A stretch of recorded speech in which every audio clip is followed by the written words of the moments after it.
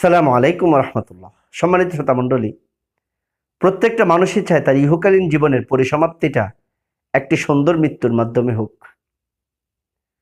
তা আমাদের সহজার্থে ওলামায়ে কেরাম কোরআন এবং সুন্নাহর আলোকে বেশ কতগুলি আমল উপস্থাপন করেছে, যে আমলগুলি করলে পরে মানুষ তার ইহকালীন জীবনের পরিসমাপ্তিটা একটি সুন্দর মৃত্যুর মাধ্যমে ঘটানো সম্ভব হবে।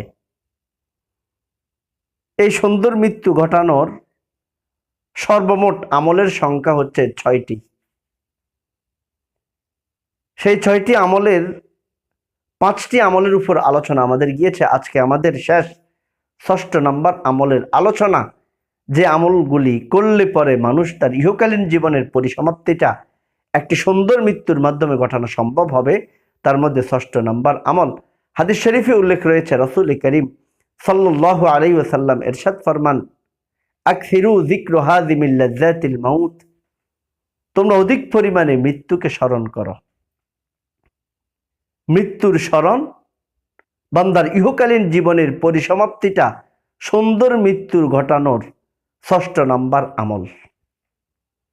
এখন অনেকের মনে প্রশ্ন জাগতে পারে, মৃত্যুর স্মরণ কিভাবে একটি সুন্দর মৃত্যু উপহার দাতা হবে?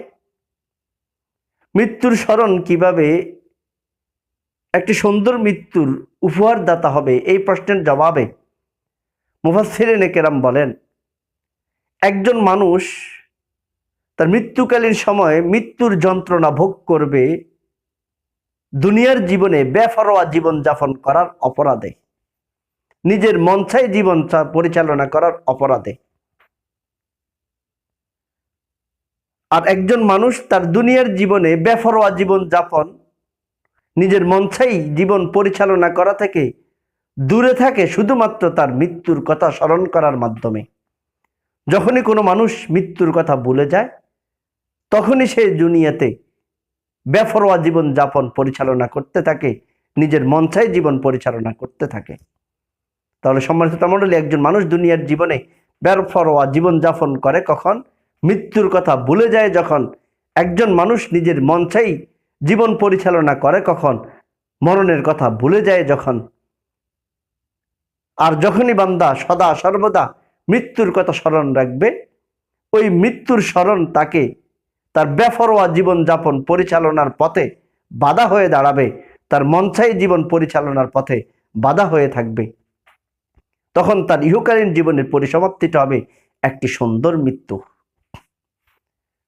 তাহলে সম্মানিত মণ্ডলী, মানুষ মৃত্যুকালীন সময় যন্ত্রণা উপভোগ করবে দুনিয়ার জীবনে বেপরোয়া জীবন যাপন করার কারণে।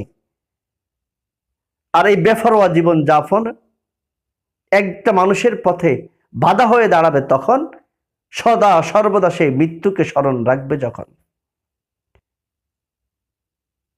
একজন মানুষের ইহকালীন জীবনের পরিসমাপ্তিটা একটি সুন্দর মৃত্যুর মাধ্যমে হবে, যে 6টি আমলের বিনিময়ে। তার মধ্যে 6 নম্বর আমলটি হচ্ছে বান্দা সদা সর্বদা মৃত্যুর কথা স্মরণ রাখা। সম্মানিত মণ্ডলী, এই যাবৎ আমাদের সুন্দর মৃত্যুর 6টি আমলের উপর আলোচনা গিয়েছে। আল্লাহ রাব্বুল আলামিন এই 6টি আমল সদা সর্বদা অনুকরণ করে চলে ইহকালীন জীবনের পরিসমাপ্তিটা যেন একটি সুন্দর মৃত্যুর মাধ্যমে উপভোগ করতে পারি। তোহফাতুল মুমিনিল মউত, মৃত্যুটা হচ্ছে বান্দার জন্য উপহার স্বরূপ। সেই উপহার নিয়ে যেন আমরা ইহকালীন জীবনটা ত্যাগ করতে পারি, পরকালীন জীবনে যেন আমরা সুখ শান্তিতে বসবাস করতে পারি, সেই তৌফিক দান করুন। আসসালামু আলাইকুম ওয়া রাহমাতুল্লাহি ওয়া বারাকাতুহু।